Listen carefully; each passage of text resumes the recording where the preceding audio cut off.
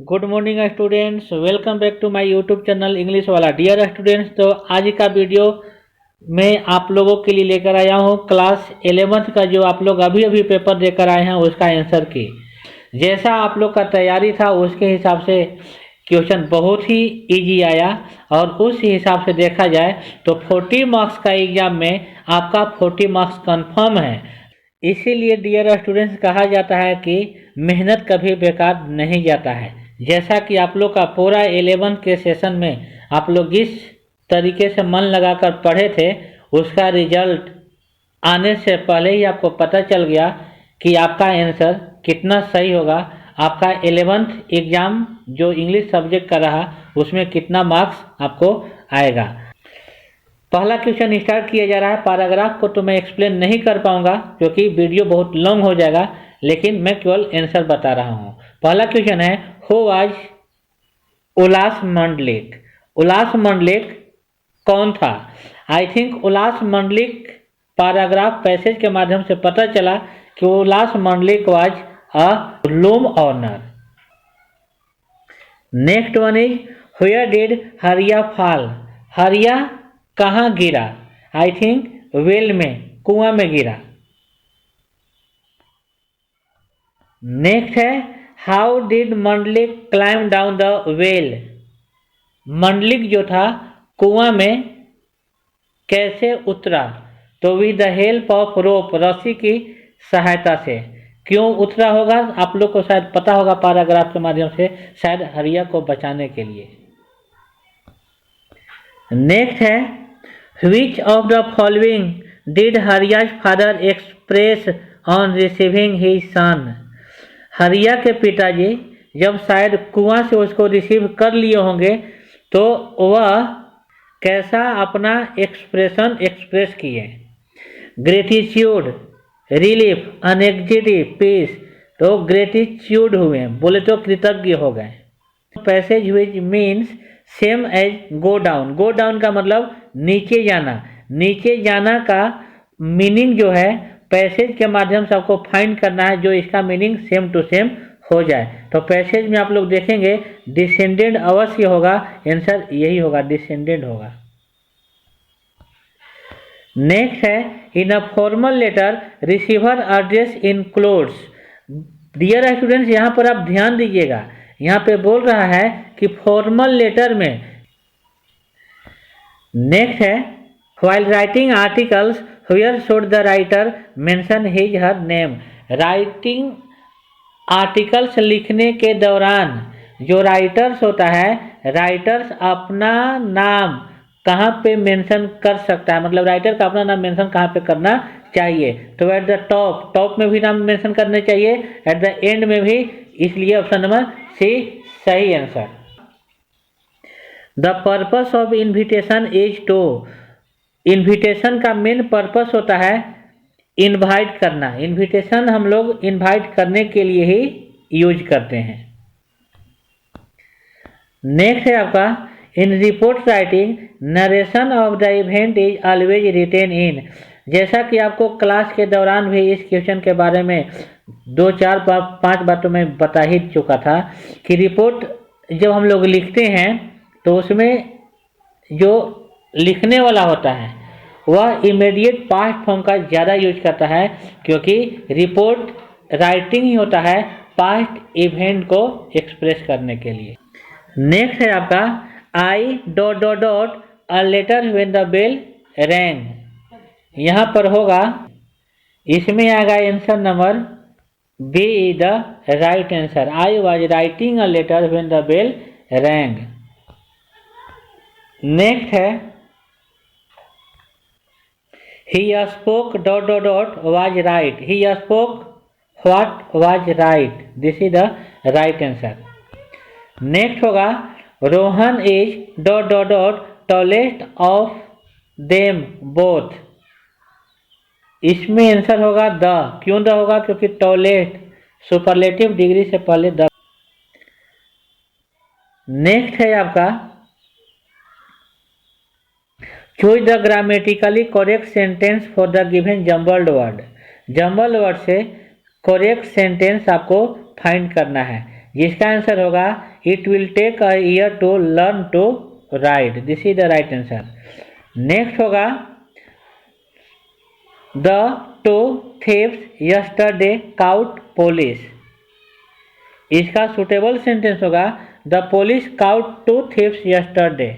King Tut was the last heir of a powerful dynasty of rulers in ancient.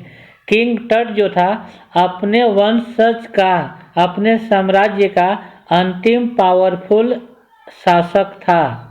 वो कौन से वंशज का अपना अंतिम वारिस था, अंतिम शासक था? तो आंसर होगा इजिप्ट का, क्योंकि वह इजिप्ट का अंतिम शासक था। Grandmother has been portrayed as a very lady.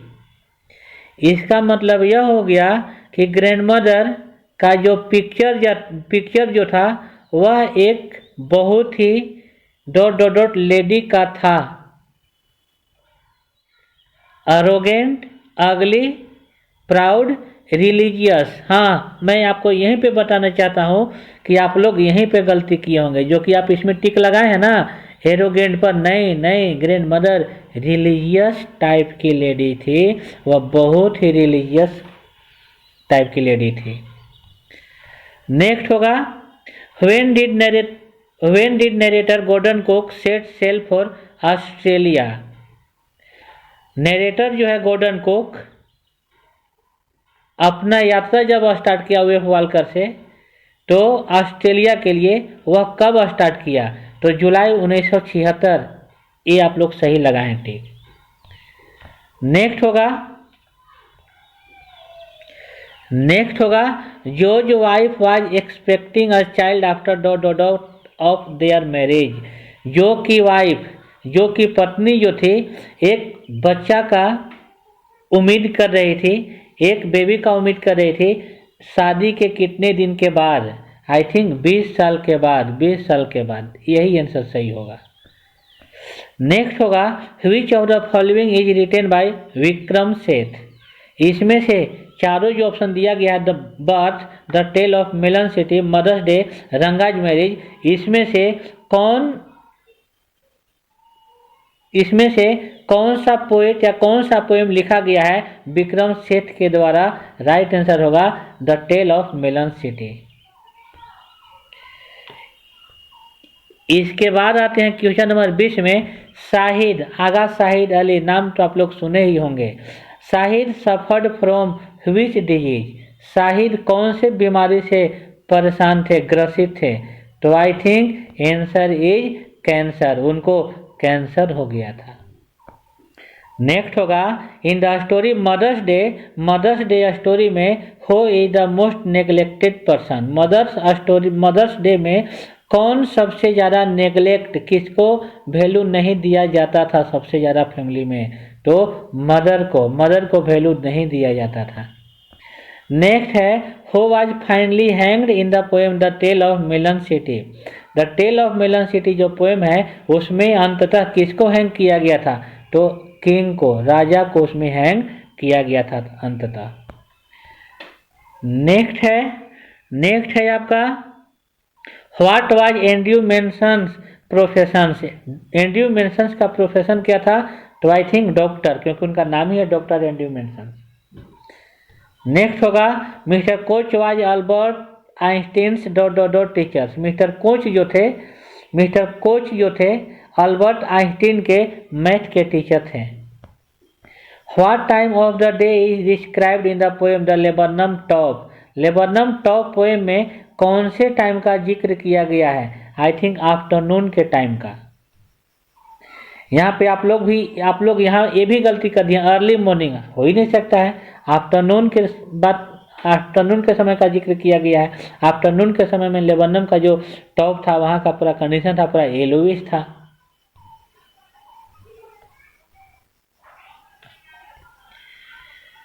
Next होगा hello and heaven could not be found. Hello और स्वर्ग और नर्क नहीं मिल पाया, कहाँ पर? जियोग्राफी के बुक में। नेक्स्ट होगा the poet Walt Whitman asked the question. Poet जो है वाल्ट वाइटमैन वह एक सवाल पूछते हैं and who are thou. Who art thou है, मतलब इसका मतलब हुआ हु आर यू, आप कौन है। What does thou refer to, यहाँ पर दाउ का मतलब क्या है, the moonlight, the sunshine, the earth, the shower. तो ही शावर बोले तो बूंदाबांदी, बारिश।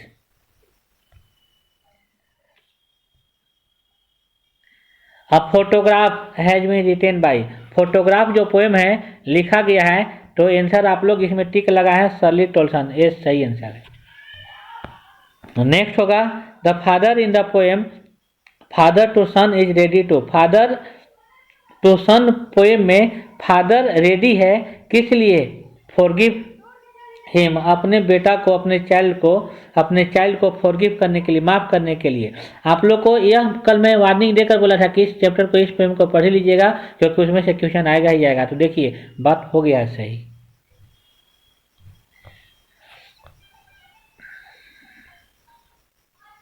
नेक्स्ट है who was John Biro, John Biro कौन था, तो जॉन बायरो तो आप लोग को पता ही होगा कि वो एक किसान था। The address is written bye, जो एड्रेस पोएम, द एड्रेस जो स्टोरी है उसको लिखा गया है मार्गा मिंको के द्वारा। The first world wide green party was found in, पहला विश्व लेवल का ग्रीन पार्टी फाउंड किया गया था, पाया गया था, स्टार्ट किया गया था कहाँ पर, न्यूजीलैंड में। ये आप लोग का फाइनल जो एमसीक्यू कल मैं दिया था उसमें यह क्वेश्चन दिया था, उस पर मैं फोकस करने के लिए आप लोग को बोला था। और देखिए यदि आप लोग मेरा चैनल पर हर एक वीडियो को देखे होंगे तो शायद आप एग्जाम में हर एक क्वेश्चन को डील कर ही लिए होंगे।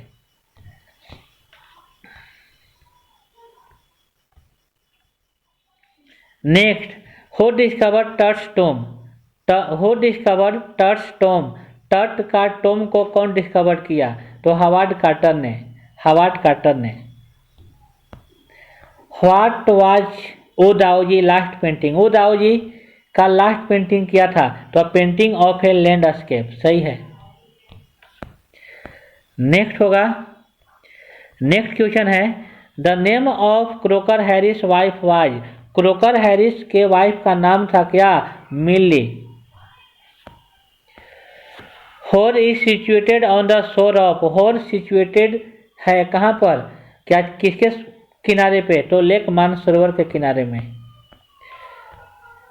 नेक्स्ट में आते हैं हम लोग question number 37, what was the name of Ranga's village, रंगा के गांव का नाम क्या था, तो होसहाली, जहाँ का हर एक चीज स्पेशल होता था।